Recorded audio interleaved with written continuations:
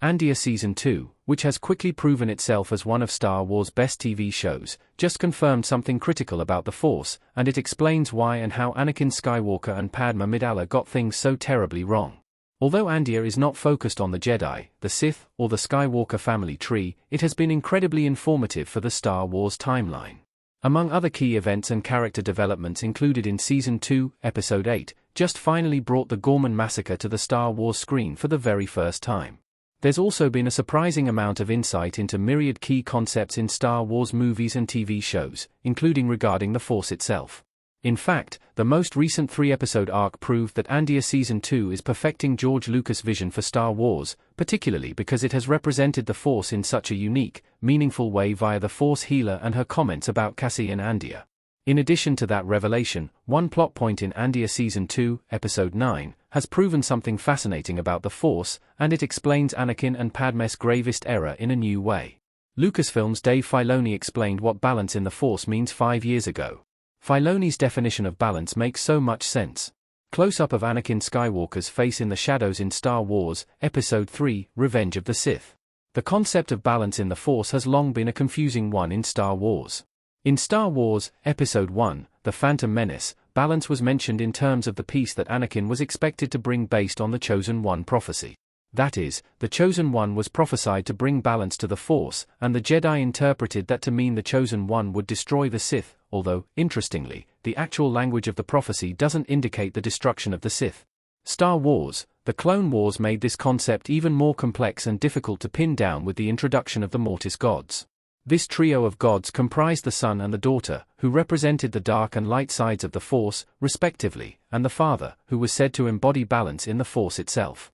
This made balance seem almost mystical, but it still wasn't entirely clear what that meant.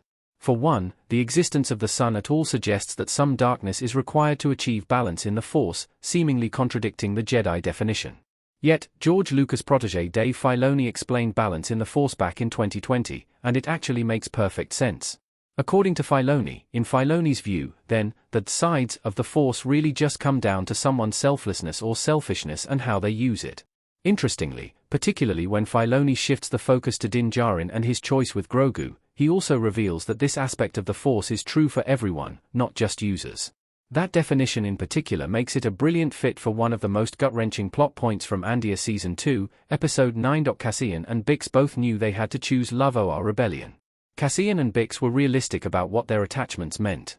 The end of Andor Season 2, Episode 9, was truly heartbreaking. Following Mon Mothma's revolutionary speech before the Senate, during which she called out Emperor Palpatine by name, Cassian Andor came to her rescue and transported her safely to the Rebels, leading directly to her appearance in Star Wars Rebels, as it happens. It seems this daring rescue may have changed things for Cassian, though, as he goes home to Bix Colleen and tells her that he wants to stop fighting the Empire and focus on her. What makes this devastating is the fact that Bix essentially does the reverse. By the end of Andor Season 2, Episode 9, Bix has left Cassian and run off to places unknown because she does not want to come between him and the rebel cause. While this is an act of true bravery and selflessness on Bix's part, it is genuinely crushing because Cassian's death in Rogue One, a Star Wars story, presumably means they will never see one another again. While it's possible Bix comes back in Andor Season 2's upcoming final 3-episode arc, that would be a bizarre choice, as it would undermine this sacrifice. Ultimately, this is an interesting commentary on attachment, though not in relation to the Jedi this time. Cassian was willing to leave the rebel cause behind because he understood he needed to choose between Bix or the rebellion, and Bix saw the way this attachment was going to damage the rebellion, something she knew needed Cassian desperately, and instead decided to walk away. Cassian and Bix did what Anakin and Padme could never do. Cassian was going to choose Bix over the cause, and Bix chose the cause over Cassian. Cassian in Andor Season 2 looking shocked. While I believe Padme and Anakin are actually among Star Wars' best couples, despite the terrible end to their relationship, with this story arc, Cassian and Bix prove they were able to do the one thing Anakin and Padme never could. In both Star Wars, Episode 2, Attack of the Clones, and Star Wars, Episode 3, Revenge of the Sith, Padme and Anakin knew what they were doing was wrong. They even spoke about how living this double life would destroy them in Attack of the Clones before they fully committed to being with one another.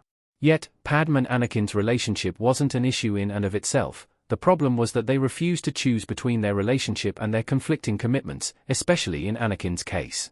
Padme and Anakin knew their relationship would jeopardize Anakin's future as a Jedi, and instead of treating that as a choice that needed to be made in the way that Cassian and Bix did, they tried to have it all and cover up what wasn't allowed. It was this unwillingness to choose that was truly the nail in the coffin. Author Kristen Baver captured this perfectly in her canon novel, Skywalkers, A Family at War.